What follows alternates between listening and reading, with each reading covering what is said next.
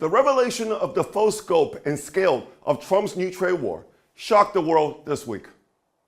Stock markets plunged as investors were reminded of the Smoot-Hawley Act of 1930 and the collapse in global trade that followed. But if we were to measure globalization in terms of whether global trade is growing faster or slower than global GDP, it would be correct to say that globalization peaked during Trump's first trade war in 2018.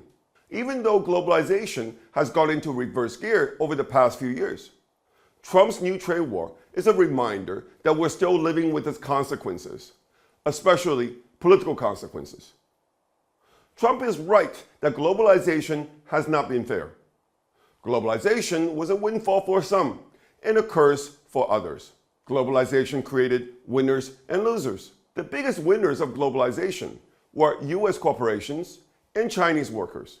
Globalization helped U.S. corporations to break into new foreign markets and increase their wage bargaining power at home. In other words, globalization allowed U.S. corporations to sell more and make stuff more cheaply. Corporate profits as a share of U.S. gross domestic income have been going up steadily over the past 20 years, hitting a new high in the fourth quarter of last year. Chinese workers were no doubt also big winners.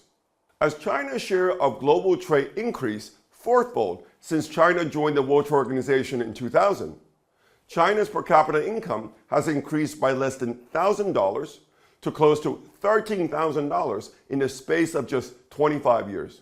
Trump says he wants U.S. and foreign companies to produce more of what they sell in the U.S. in the U.S. This does not bode well for Chinese workers and U.S. corporations from Apple to Walmart.